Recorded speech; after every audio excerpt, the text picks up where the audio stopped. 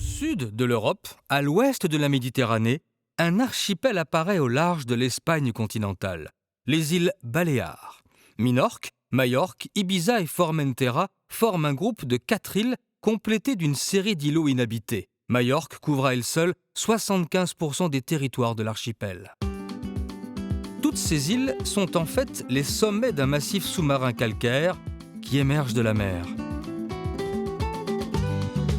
Au plan géographique, entre montagne et plaine, ces îles comportent autant de ressemblances que de divergences. La flore des Baléares comporte environ 1500 espèces. La plupart se retrouvent dans les autres îles de la Méditerranée, mais plus d'une centaine sont endémiques. Les plus rares sont protégées par 2 parcs naturels. La faune des Baléares n'est pas très diversifiée, mais l'archipel compte de nombreuses espèces d'oiseaux. Nombreux sont les oiseaux à faire escale ici, à l'époque des migrations. L'histoire du peuplement des îles remonte au 2e millénaire avant Jésus-Christ. Plus récemment, les Grecs, les Romains, les Carthaginois, les Phéniciens y ont laissé leur empreinte. Pour se protéger des menaces extérieures, les populations successives ont construit de nombreux ouvrages défensifs. Après une longue période musulmane, les Catalans prennent progressivement possession de l'archipel, qui est rattaché à l'Espagne au milieu du XIVe siècle. En 1983, les Baléares deviennent une communauté autonome rattachée au Royaume d'Espagne, et donc à l'Union européenne. Les îles sont habitées par environ 1 200 000 habitants, dont la très grande majorité vit dans les villes. Un tiers de la population vit d'ailleurs à Palma de Majorque, la capitale de la communauté autonome. Le catalan est la langue la plus parlée, mais le castillan est l'autre langue officielle. Les constructions modernes ont modifié des pans entiers de paysages côtiers dans les 3 plus grandes îles. Mais à l'intérieur des terres, la plupart des villages ont gardé leur authenticité. L'architecture moderne cohabite avec l'architecture traditionnelle du nord de la Méditerranée. Pour préserver le littoral des excès du développement immobilier, les promoteurs sont désormais obligés de respecter à la fois la beauté des sites et l'héritage du passé. Le passé, les traditions et la célébration des coutumes sont d'ailleurs des éléments importants de la vie quotidienne aux Baléares. Modernisme et folklore, hérités parfois d'un lointain passé, cohabitent de manière étonnante et suscitent bien souvent la même ferveur. Ici, on a toujours le sens de la fête et le goût de l'apparat.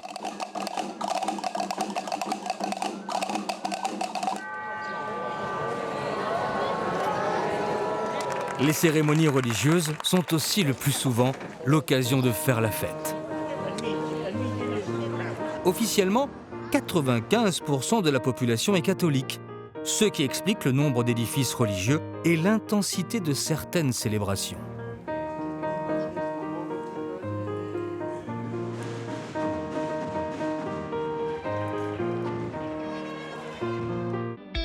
Le sol fertile et le climat méditerranéen font de l'agriculture, aujourd'hui encore, le secteur d'activité principal dans les îles Baléares.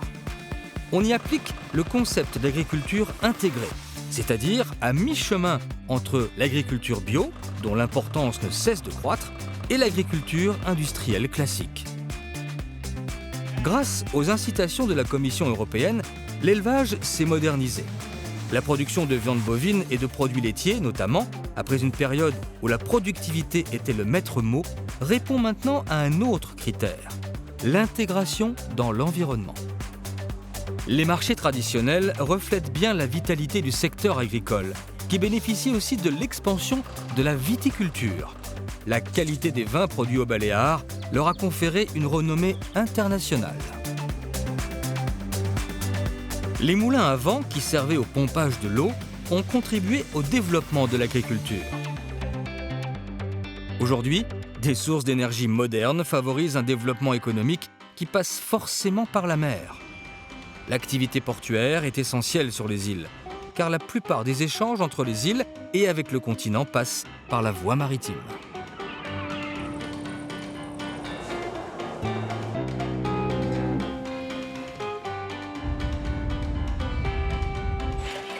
L'artisanat a toujours été extrêmement riche et varié aux Baléares. Il fait partie intégrante du patrimoine des îles car, en plus de son importance économique, il reflète les influences des différentes cultures qui ont imprégné l'archipel. Qu'ils soient peintres, poètes, écrivains ou musiciens, depuis des siècles, les artistes trouvent dans cette partie de la Méditerranée la tranquillité, la nature, l'inspiration dont ils ont besoin pour se consacrer pleinement à leur travail. Musées et galeries témoignent d'un dynamisme artistique qui fait désormais partie des traditions aux Baléares.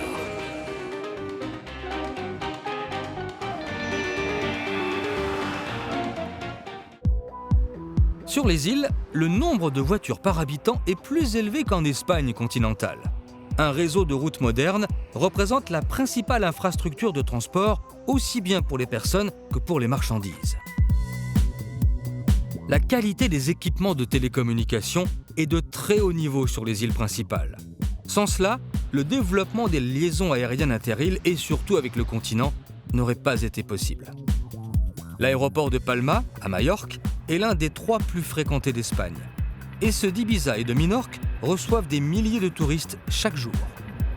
Chaque année, plus de 13 millions de touristes débarquent aux Baléares, attirés par les plages, les couleurs de la Méditerranée et surtout la douceur du climat.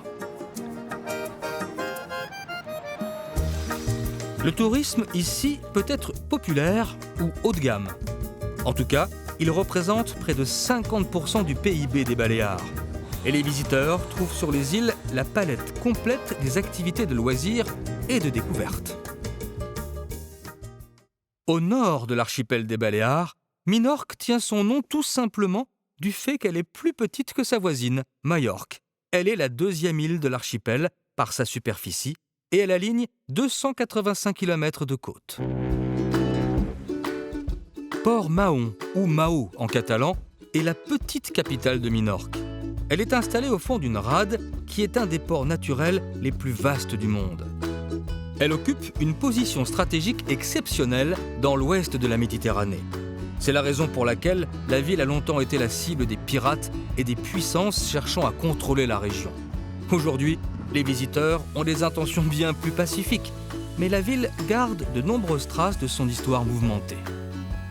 Les Anglais notamment ont laissé leur empreinte dans l'architecture de nombreuses résidences.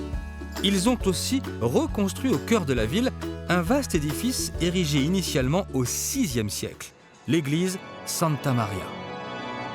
Désormais largement inspirée par le style baroque, elle abrite de nombreux trésors, dont un orgue somptueux datant de 1810. Avec plus de 3000 tuyaux, cet orgue a la réputation d'être l'un des meilleurs d'Europe.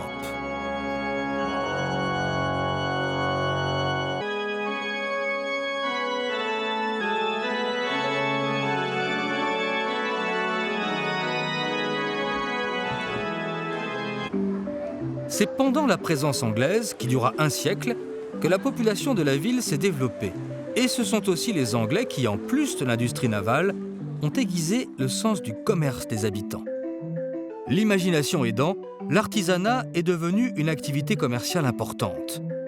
Il fait désormais partie du patrimoine culturel de l'île. Exemple, une sandale créée par les artisans qui travaillent ici le cuir depuis le XVIIIe siècle, la barca. Elle devint tellement à la mode qu'elle est, dit-on, la chaussure d'été favorite des membres de la famille royale espagnole. La barca, c'est une sandale typique de Minorque, qu'on peut faire avec du caoutchouc, des pneus ou différents types de gommes. Là, j'en fais une avec un pneu. C'est très très vieux. Ça vient des gens de la campagne qui travaillaient la terre avec ce genre de chaussures. Quand les premières voitures sont arrivées, ils ont commencé à en faire avec des pneus. La barca est tellement associée à l'île de Minorque qu'en France, elle porte souvent le nom de minorquine. Voilà, maintenant que la barca est terminée, il ne reste plus qu'à l'emballer. À Minorque, les traditions ne se résument pas à l'artisanat. L'ancien monastère des Carmélites, à Mahou, est régulièrement le théâtre de spectacles folkloriques qui racontent à eux seuls des pans entiers de l'histoire de l'île. Ce qu'il y a de plus typique dans le folklore minorquin, ce sont les danses fandangos et les jotas, mais surtout les fandangos et beaucoup de chansons aussi qui ne sont pas accompagnées de danse. On peut dire que c'est typique parce qu'au temps de la Reconquête, après les Anglais et les Français, l'île a été repeuplée par des gens venus d'Aragon et de Catalogne. C'est pour ça qu'on a des fandangos et des jotas qui viennent de ces régions.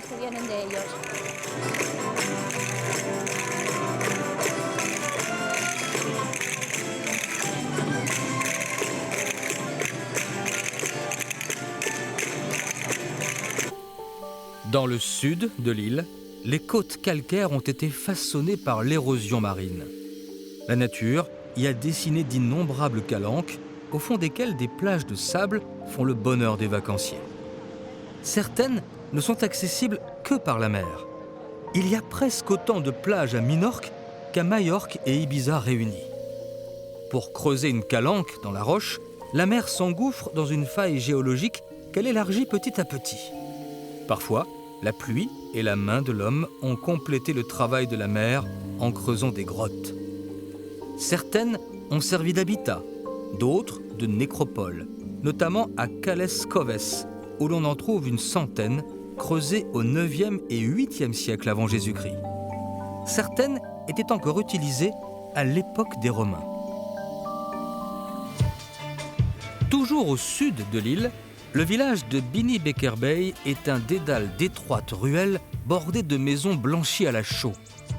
Les arches confirment le style mauresque et l'empreinte musulmane qu'a voulu lui donner son architecte. Construit dans les années 1970, il reproduit un petit village traditionnel de pêcheurs.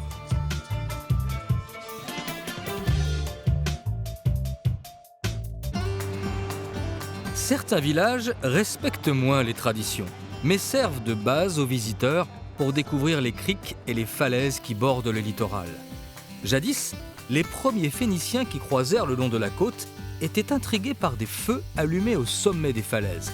C'est la raison pour laquelle ils baptisèrent l'île Noura, île du feu en langue phénicienne. Dans ces falaises, faites d'un calcaire friable, la nature a également creusé des grottes. Une des plus belles et une des plus connues, la Cova d'Enchoroy. Perchée à la verticale des vagues, elle a longtemps été habitée. Aujourd'hui, elle est devenue un lieu à la mode. Plusieurs salles la composent, dont certaines servent de bar ou même de boîte de nuit.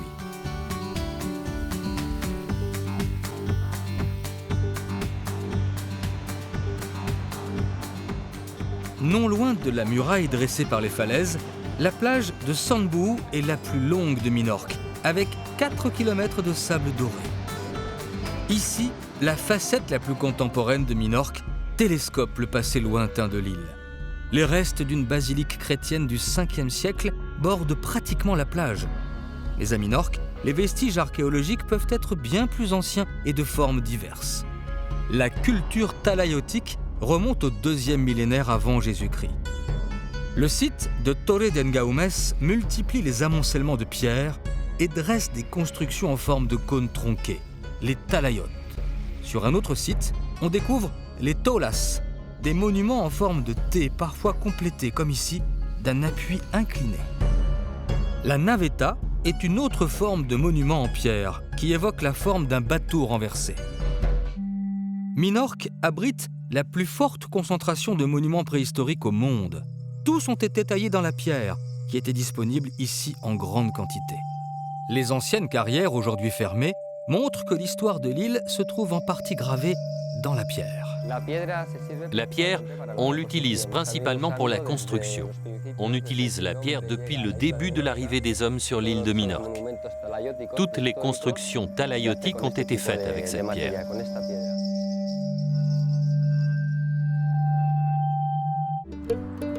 Les campagnes de Minorque et ses pâturages font aussi partie du patrimoine historique de l'île. En effet, ils entretiennent certaines traditions emblématiques comme le queso Mahón Menorca, le fromage de Mao à Minorque. Le procédé est très ancien, le vieillissement peut durer de 21 jours à plus de 5 mois. Au Xe siècle, les Arabes en vantaient déjà les mérites. Une bonne partie de la production se fait encore selon les procédés anciens.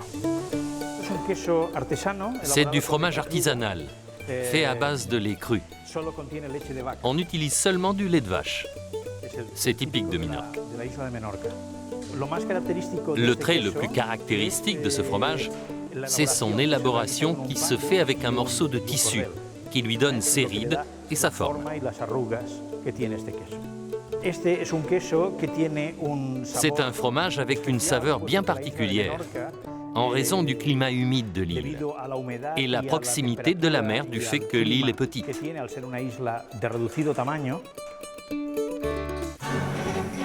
Le cheval. À Minorque, il fait partie du paysage et il bénéficie d'une attention toute particulière car il fait aussi partie du patrimoine. Depuis le XIVe siècle, il existe une race propre à l'île, le cheval de pure race minorquine, un magnifique animal dont la robe est toujours noire. Dans ses gènes, le pure race minorquine contient toute l'histoire de l'île puisqu'il tient à la fois du pur sang espagnol, du pur sang arabe et du pur sang anglais. Il fait preuve d'un équilibre remarquable et d'une grande souplesse. Il possède une qualité primordiale, la docilité.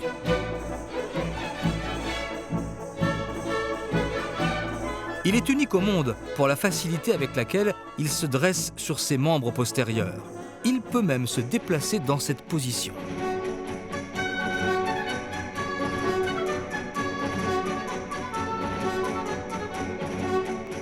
Il est tellement souple qu'on a parfois l'impression qu'il va s'envoler, un peu comme Pégase, le cheval ailé de la légende.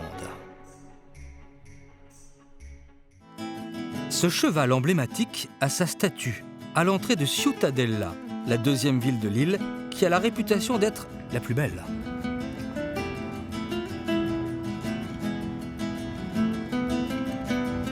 La cathédrale domine l'ancienne capitale de Minorque et l'obélisque dressé sur la place des Bornes est un repère inattendu pour les visiteurs. Nous sommes le 23 juin. Le drapeau de l'ordre de Malte flotte partout. Il rappelle l'influence des chevaliers de Malte aux Baléares au XIVe siècle. On se prépare à faire la fête. Le gâteau traditionnel trône sur les tables. On le déguste accompagné d'une sauce au chocolat épaisse et chaude. Un rituel auquel participent les habitants à la veille de la Saint-Jean.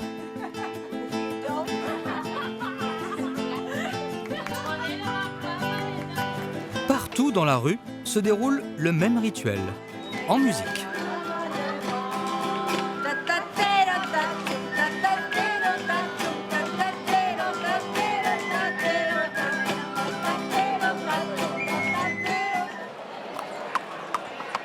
Soudain, les chevaux font leur apparition.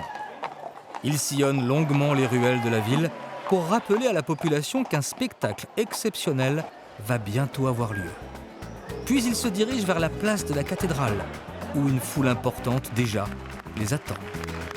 Soudain, les applaudissements se déchaînent. C'est le début de la cavalcade. Les chevaux se cabrent sous les cris du public et répètent le mouvement sans arrêt. Malgré la foule qui excite les chevaux, les cavaliers gardent le contrôle de leur monture. Au bout d'une ruelle, les chevaux débouchent sur la place des Bornes. Une foule immense les attend. Toucher les chevaux porte bonheur. La place va être le théâtre de jeux équestres qui se déroulait déjà au Moyen Âge.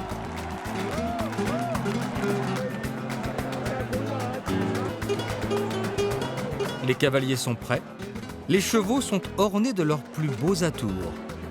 Équipés d'une lance, les cavaliers vont fendre la foule pour tenter d'introduire la lance dans un anneau suspendu.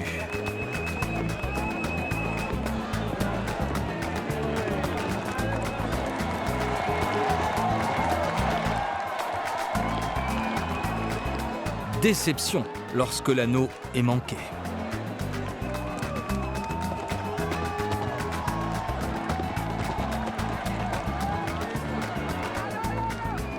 Hurrah lorsque le but est atteint.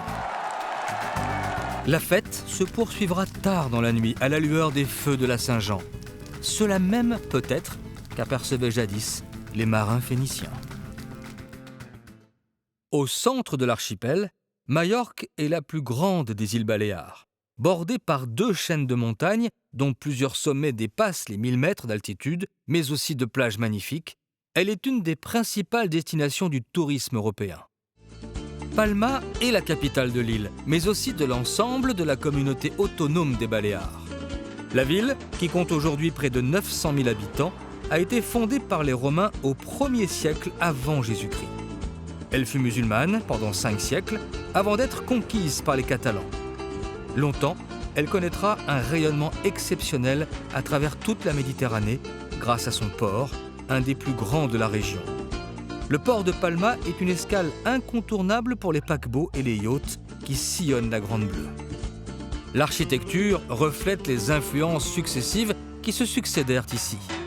Exemple, en bord de mer, l'ancienne résidence des vizirs maures, le palais-forteresse de l'Almudaina, devenu une des résidences du roi d'Espagne. La vieille ville, appelée aussi centre historique, semble sortie en droite ligne du Moyen-Âge.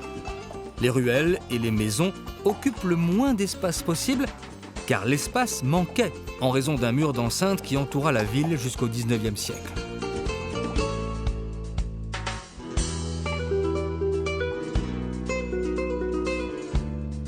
Les maisons de maître disposaient, elles, d'une surface confortable. Autour du patio s'agencent les parties habitées, toujours situées aux étages supérieurs.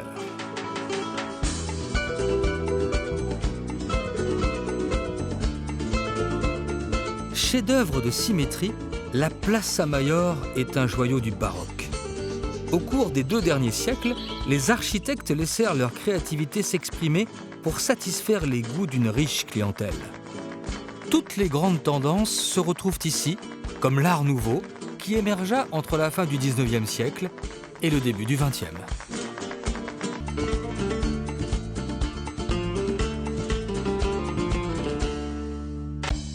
Il a fallu près de 400 ans pour construire la cathédrale. C'est le roi d'Aragon, Jacques Ier le Conquérant, qui en décida la construction sur l'emplacement d'une mosquée après sa victoire sur les musulmans. Elle est considérée comme l'une des plus belles du monde.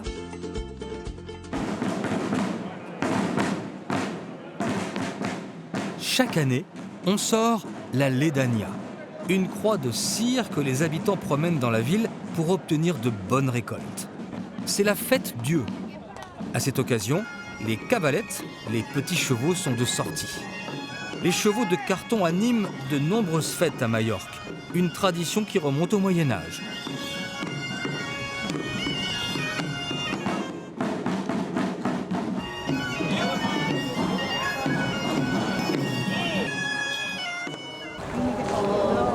La fête Dieu est célébrée par l'Église catholique 60 jours après Pâques. La ferveur avec laquelle les habitants participent aux cérémonies montre leur attachement à l'Église et aux traditions.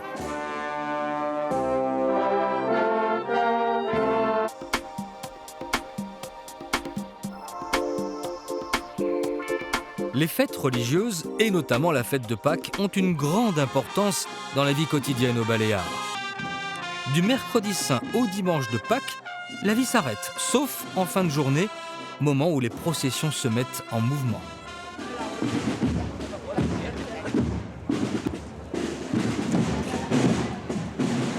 La plus spectaculaire est celle du Vendredi saint, qui réunit des centaines de pénitents cagoulés.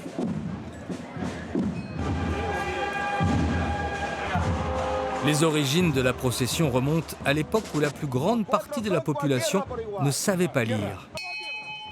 Pour procéder à son éducation religieuse, le cortège reproduisait des scènes de la Passion du Christ, souvent de manière très réaliste.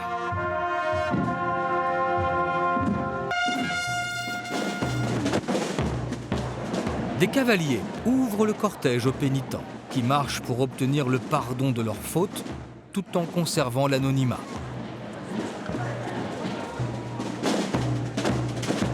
Les confréries se succèdent. Elles regroupent les fidèles en associations qui font défiler leurs statues religieuses les plus précieuses.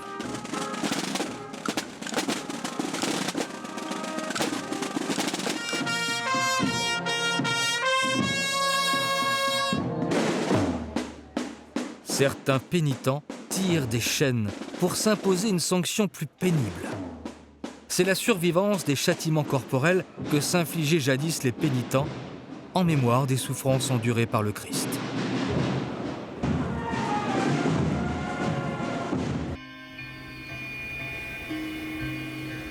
Près de Palma, au fond d'un jardin, les murs d'une ancienne habitation typique de Majorque sont couverts de dessins réalisés au charbon de bois par l'un des artistes majeurs de l'art au XXe siècle, Joan Miró.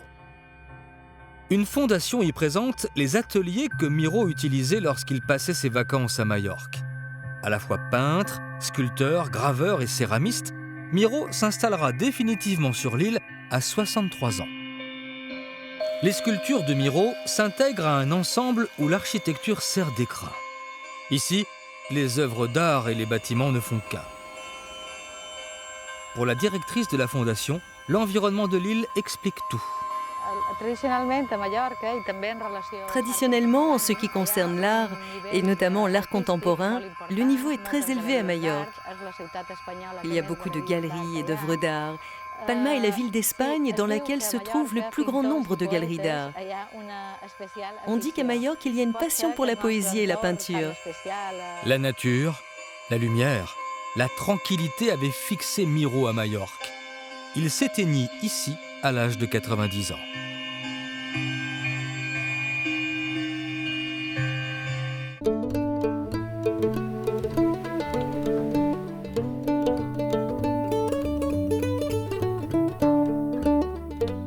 Une infinité de moulins à vent anime l'immense plaine agricole qui couvre le centre de l'île. Ils ont été installés pour pomper l'eau des nappes phréatiques et ont ainsi contribué au développement de l'agriculture. Car ici, la terre est fertile, mais elle exige des soins constants. Aujourd'hui, cependant, le travail agricole n'attire plus beaucoup les jeunes Majorquins qui lui préfèrent les professions liées au tourisme.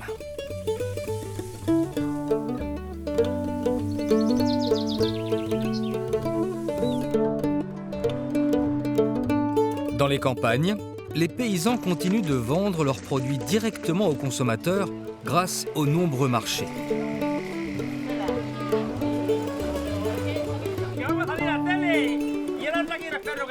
Les salaisons et les charcuteries sont une des spécialités de l'île. Et la variété des saucisses n'a d'égal que la variété des fromages. Pour certaines productions, comme les agrumes, l'île subit la concurrence du Maghreb, tout proche. Alors, les exploitants réagissent. Ils sélectionnent les espèces les mieux adaptées à leur région. Ils produisent moins et tâchent de retrouver les saveurs naturelles. La vigne fait partie du paysage majorquin, même si elle a failli disparaître au XIXe siècle avec le fléau du phylloxéra, un puceron parasite. La production de vin commença sous l'Empire romain. Et au 1er siècle, avant Jésus-Christ, déjà, on comparait les vins de Majorque aux meilleurs vins d'Italie. La production continua durant l'occupation musulmane, malgré l'interdiction du Coran. À Majorque, il y a 2 appellations contrôlées. Ici où on se trouve, c'est Benissalem. C'est la plus ancienne, avec des vignobles répartis sur 5 municipalités. Certains vins de Majorque jouissent d'un prestige international. Depuis la nuit des temps, on souffle le verre dans le bassin méditerranéen. Sur l'île de Majorque, l'artisanat du verre fait partie des traditions. Le souffleur commence par faire fondre un bloc de verre dans un four à plus de 1100 degrés. Il le prépare et souffle dans la canne pour lui donner du volume. Il roule ensuite le verre pour commencer à lui donner la forme souhaitée. Pour étirer le futur objet en longueur, il utilise tout simplement la force centrifuge. Et c'est parce qu'on y injecte de la poudre de métal que le verre prend ses couleurs. Grâce à leur maîtrise du verre, les Majorquins ont développé la fabrication de perles. La perle Majorque est le nom générique qui désigne les perles artificielles. Les baguettes de verre, elles font plus ou moins 1100-1200 degrés. Et on laisse tomber cette goutte de verre fondue sur un fil en cuivre qui tourne. Automatiquement, dû à la rotation du fil, la perle se fait ronde. Le processus de fabrication des perles Majorque est breveté depuis 1890. Mais comment des boules de verre peuvent-elles devenir des perles? Ben, elles deviennent des perles parce qu'après on les démonte, on les monte à nouveau sur un autre procédé pour les donner les différentes couches de nacre. En première qualité, par exemple, qu'on emploie nous, on arrive à donner 36 couches de nacre. Ben, cette nacre, c'est des produits qu'on mélange à base d'écailles de poisson et du kaolin. C'est tous des procédés secrets. Il est difficile de différencier les perles Majorque des perles naturelles, et c'est ce qui plaît aux dames.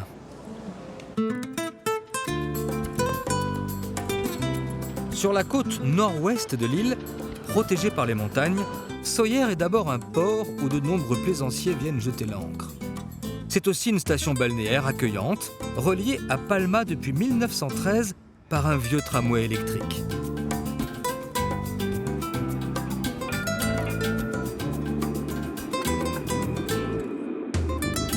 Lorsque le vaillant petit tramway quitte le bord de mer, il escalade la Serra de Tramuntana pour amener ses passagers au village de Sóller, qui a su garder son authenticité méditerranéenne. Si le seul tramway des Baléares mène à Sóller, c'est parce que le village a connu autrefois une grande prospérité grâce aux producteurs de fruits qui ont fait fortune dans la région. Avec leur argent, les producteurs de fruits se construisirent de belles demeures. Ils affichaient leur réussite et leur passion de l'art. Une passion toujours vivante à Sóller. Dans une salle jouxtant la gare, une exposition est consacrée à des œuvres de Miro et à des céramiques de Picasso. Picasso commença à travailler la terre à 65 ans dans le midi de la France. Il produira des milliers de pièces jusqu'à sa mort.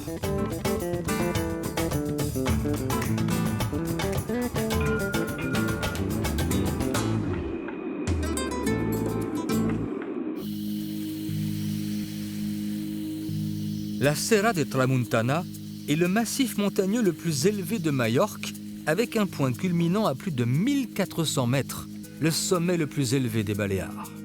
Une des routes les plus sinueuses de la Méditerranée y traverse des paysages vertigineux. Les reliefs couvrent la plus grande partie de l'île de Majorque. L'homme a creusé dans les montagnes calcaires les passages dont il avait besoin. L'érosion, elle, y a creusé de fabuleuses œuvres d'art.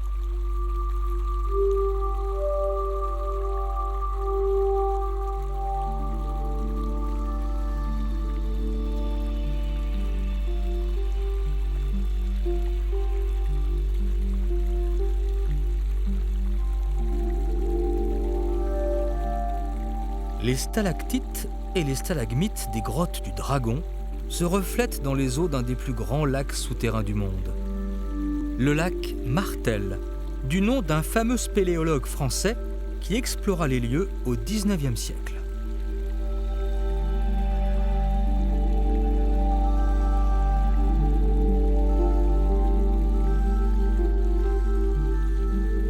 Il y a 3000 ans, les habitants de Majorque connaissaient déjà l'existence de ces grottes. Plus tard, les pirates y ont dissimulé, dit-on, de précieux trésors. Aujourd'hui, les éclairages mettent en évidence leur beauté, qui est le véritable trésor des montagnes majorquines.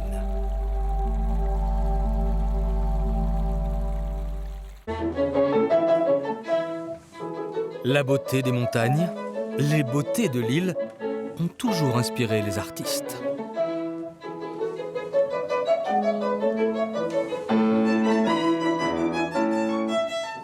Accroché à une falaise vertigineuse, le manoir de Son Maroc fut la propriété d'un archiduc autrichien, amateur d'art et amoureux de la Méditerranée.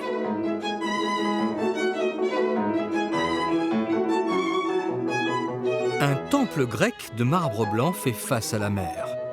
La musique et la lumière se marient pour redonner à Majorque son visage authentique.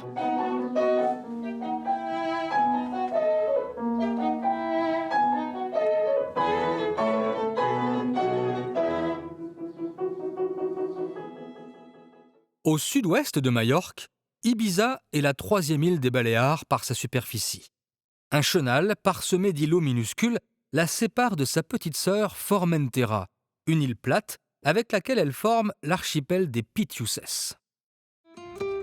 Eivissa est la capitale d'Ibiza. Abritée des vents par des collines, au cours de son histoire, elle a toujours constitué un objectif de choix pour les envahisseurs et les pirates. Aujourd'hui, les bateaux qui y font relâche contribuent plutôt à sa prospérité.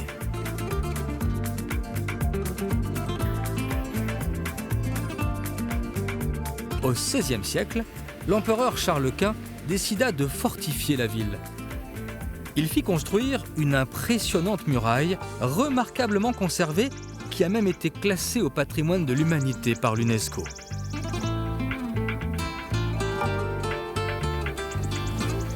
L'enceinte fortifiée protège la vieille ville dominée par la cathédrale étonnamment dédiée à Sainte Marie des Neiges.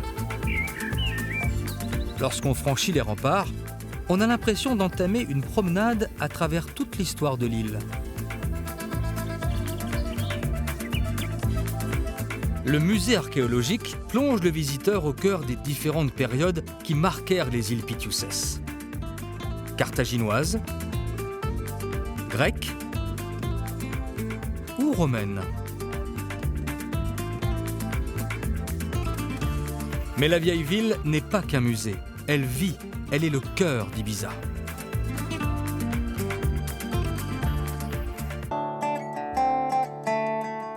Ibiza était appelée autrefois l'île de sel. Le soleil et le vent ont favorisé la création de marais salants déjà exploités par les Carthaginois. Le riche écosystème des salines est aujourd'hui protégé par une réserve naturelle. Elles ont été déclarées zones de protection spéciale pour les oiseaux.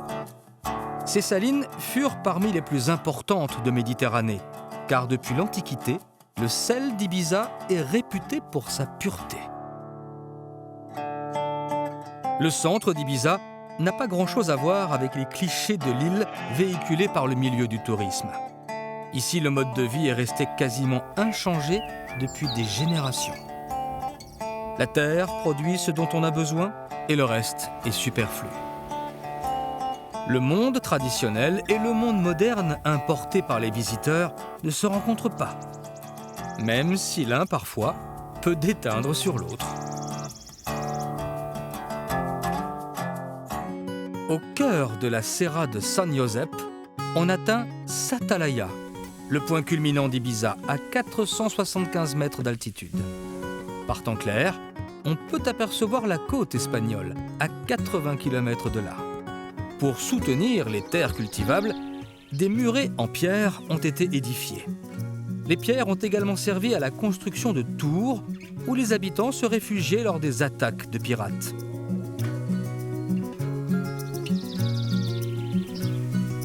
L'architecture des maisons dans les campagnes d'Ibiza associe les constructions cubiques, les ouvertures réduites, les toits plats et le blanc de la chaux.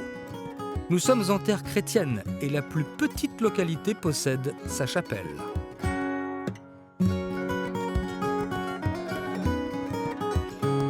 L'élevage et l'agriculture sont les plus anciennes activités humaines de l'île.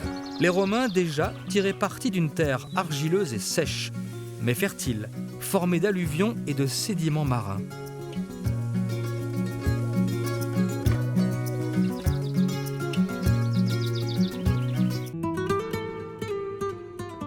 La plus grande partie du littoral d'Ibiza est faite de rochers tombant à pic dans la mer.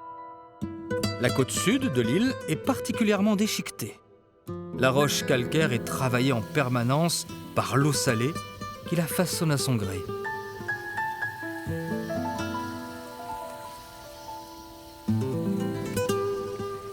D'innombrables criques accessibles uniquement par la mer découpent un littoral protégé par une loi votée en 1991.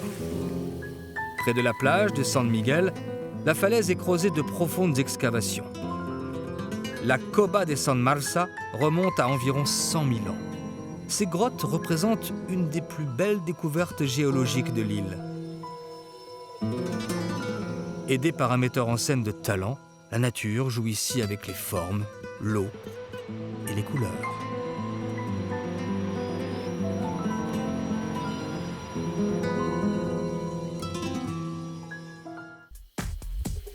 D'autres metteurs en scène, des architectes, on construit sur certaines parties de la côte des villas somptueuses, inspirées souvent du style architectural traditionnel.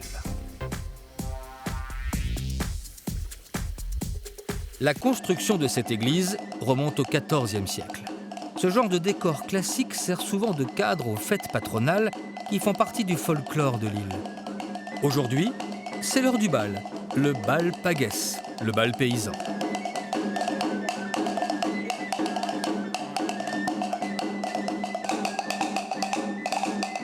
Le rythme est ponctué par les castagnoles, de grosses castagnettes en bois de genévrier.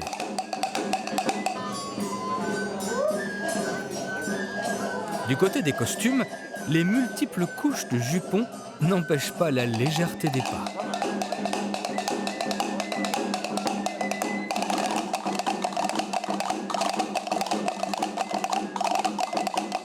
Le bal pagès est une danse typique d'Ibiza.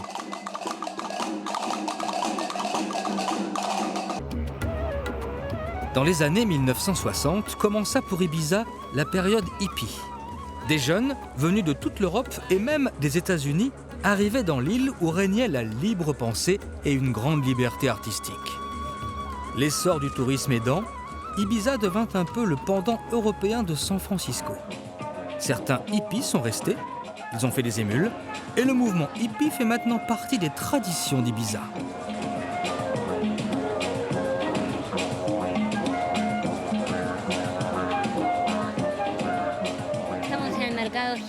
Nous sommes au marché hippie, le Hippie Market.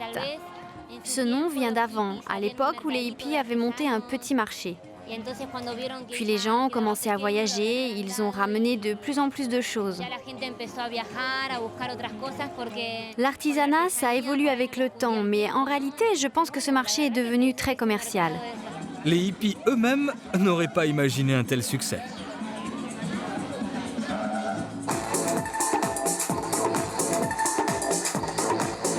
Ibiza compte plus de 50 plages.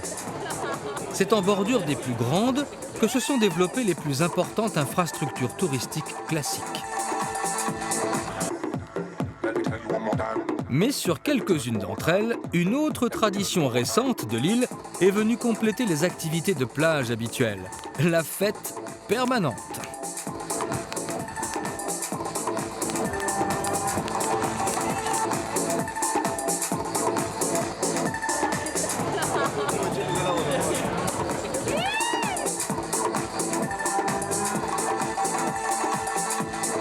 Ce n'est qu'au moment où la lumière décline que l'on fait une pause pour admirer le spectacle quotidien du coucher du soleil. Mais la pause est de courte durée. Le spectacle est partout, en mer et sur terre.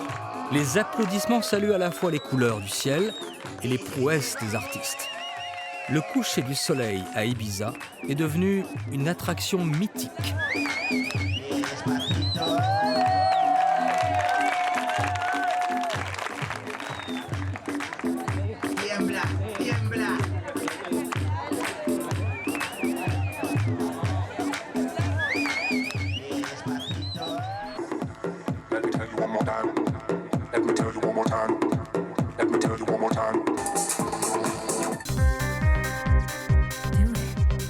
Bientôt, les lumières artificielles vont remplacer la lumière naturelle. Le grand défilé de mode commence. Ibiza a créé son propre style vestimentaire appelé ad-lib, un mot qui vient d'une expression latine signifiant « selon son plaisir ».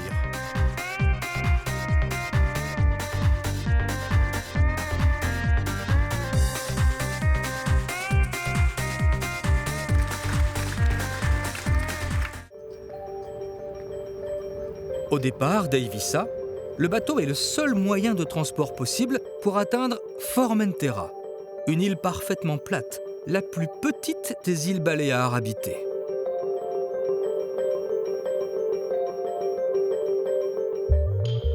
Le bateau accoste à la Savina, une localité qui doit son nom aux salines, toutes proches. Le sel a longtemps été une des principales ressources de l'île.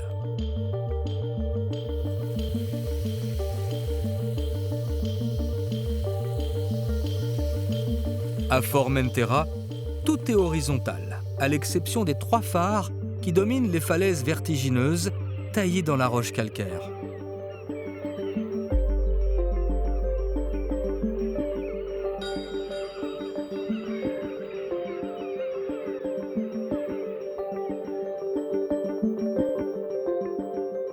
Une étroite bande sablonneuse bordée de plages relie les 2 extrémités de l'île. Les eaux cristallines attirent les plaisanciers et les baigneurs le long de plages qui ne sont jamais surpeuplées. Formentera tire son nom d'un mot latin qui signifie « terre à froment ». Elle compte aujourd'hui un peu plus de 11 000 habitants qui vivent principalement de l'agriculture et du tourisme, mais en raison du manque de ressources naturelles, elle a été inhabitée pendant de longues périodes au cours de son histoire.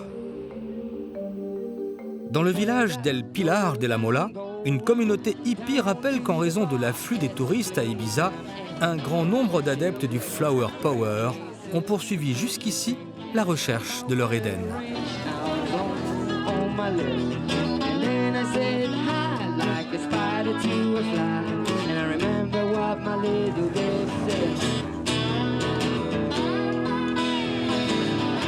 Liberté, créativité, authenticité, tels étaient par exemple certains des thèmes principaux de la philosophie hippie.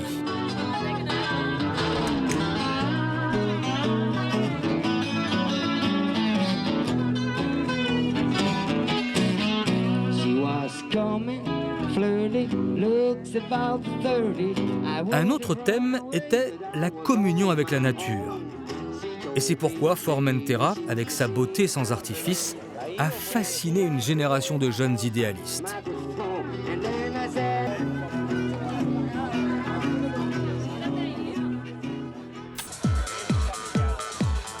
En revenant à Ibiza, la nuit tombée, les rues d'Eivissa réservent bien des surprises. D'étonnants oiseaux de nuit, aussi bigarrés qu'énergiques, ont envahi les ruelles de la vieille ville. On est loin du monde des hippies, alors que ce sont eux qui ont amené la philosophie de la fête et de la tolérance sur l'île. Le spectacle du grand cirque d'Ibiza commence.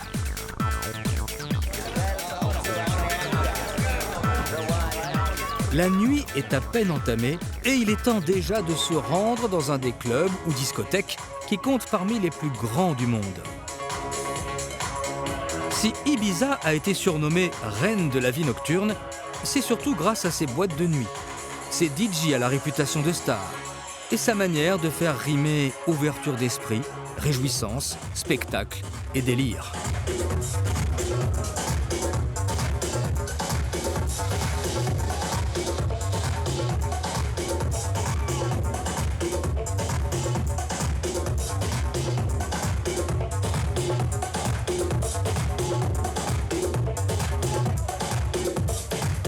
On dit des nuits d'Ibiza qu'elles sont interminables. En réalité, c'est la fête qui ne finit jamais. Quelle que soit l'heure, les nouvelles traditions festives et musicales cherchent à trouver leur place au sein d'autres traditions plus anciennes que l'on appelle le folklore. Les îles Baléares ne sont pas figées dans le passé. Elles vivent dans le présent, avec une incroyable énergie, sans oublier la richesse de leur histoire. Sur les différentes îles, présent et passé se fondent dans la culture de la fête et les traditions.